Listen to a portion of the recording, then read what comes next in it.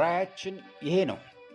ከጥቂት ዓመታት በፊት የ1980ዎቹ ዓመታት አካባቢ ማር ማር ማር ይል የነበረ ወጣት ማር ለምግብ ብቻ ሳይሆን ለብዙ ነገር መሆኑን ሲረዳ ያም ማር ያም ማር ማር ያም ያለ ወጣት አይነ ስውር ጭቃ ተቀብቶ አይኑ ሲበራለት ያየ ድንገት ተቀይሮ ኢየሱስ ኢየሱስ የሚል ወጣት በአብዛኛው የኢትዮጵያ ክልል እንደ ሐሽም መፍላት የጀመረበት ያ ዘመን የሚሰራቸውን ስራዎች ለዓለም መነጋገሪያ ሆነ።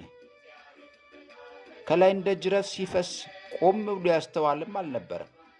በየአቅጣጫው ስደት ሆነ። አሳዳጅና ተሳዳጅ በዛ። ይህ ዛሬ በጥቂቱ 30 ዓመት አለፈው። የዛን ዘመን ተዋናዮች አንዳንዱ በሕይወት የለም። አንዳንዱ ምን እንደዋጠው እንኳን ሳይታወቅ ፈላጊም ጠፍቶ እስከ ዛሬ የት እንዳለ እንኳን ሳይታወቅ መነጋገሪያ ሆኗል። አንዳንዶች ያን ሰዓት እየጠበቁ ዛሬም አሉ። ማን ያውራ የነበረ ማን ይናገር እንደሚባለው ያን ታሪክ ሊናገር የሚችለው በወቅቱ የነበረ ያ ትውልድ ብቻ ነው። ዛሬ ብዙዎች ሊናገሩልን ይሞክራሉ። የት እንደገቡ ደብዛቸው ከጠፋ ወጣቶች መካከል አንዱ እንድርያስ በላይነህ ነበር። ለወንጌል አገልግሎት በቤተ ክርስቲያን በተጻፈ ደብዳቤ ወደ ጅቡቲ ከተላከ በኋላ ከ16 ዓመት በላይ ደብዛውን አጥፍቶ ማንም ፈላጊ ሳይኖረው በጎዳና ላይ የድሬዳዋ ብርድና ፀሐይ እየተፈራረቀበት አሳልፏል።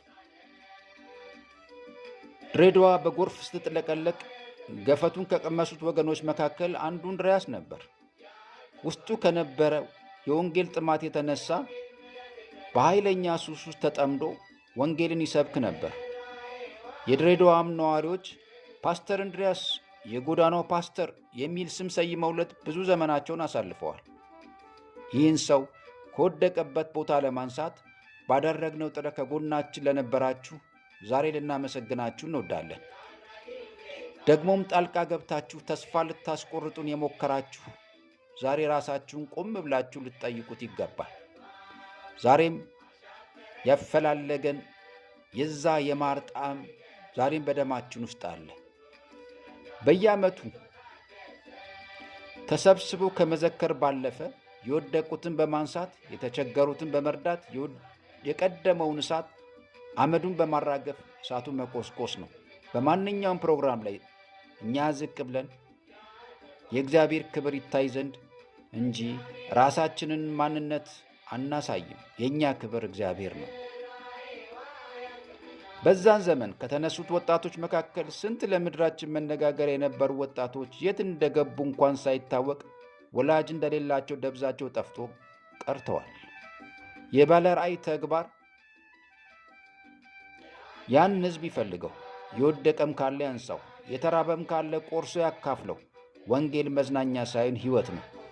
ዛሬ ለእንድርያስ እግዚአብሔር የእንደገና አምላክ ሆኖለታል። ኤርምያስ 1:19 ካንተ ጋር ይዋጋሉ፣ ነገር ግን አድንህ ዘንድ እኔ ካንተ ጋር ነኝ ያለ እግዚአብሔር ሞቱ ሲጠበቅ በሕይወት ተገለጠ። ጠላት ውርደቱን ሲመኝለት በክብር ተገለጠ። የእርሱ ነገር አበቃ ሲባል ከፍታ ሆነለት። ክብር ሁሉ ለእግዚአብሔር ይሁን።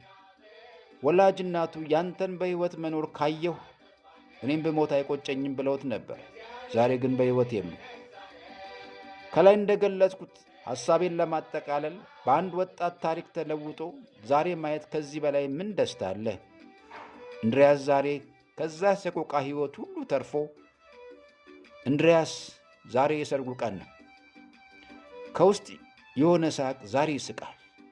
ለሳቁ ደግሞ ምክንያት ለነበራችሁ ከመጋቢ ዳንኤል አለማየሁ ጀምራችሁ በውጭ ሀገርም ሆነ ከሀገር ውስጥ አሻራችሁን ላስቀመጣችሁ ወንድም ዓለምሰገድ አክሊሉ፣ በተለይም መጋቢ እንደሻው ቱጂ፣ የደቡብ አማኑኤል ኅብረት ቤተ ክርስቲያን መጋቢና አገልጋዮችና ሌሎችም እግዚአብሔር አምላክ ይባርካችሁ ለማለት እንወዳለን። የእንደገና አምላክ እግዚአብሔር ለእንድርያስ ሆኖለታል።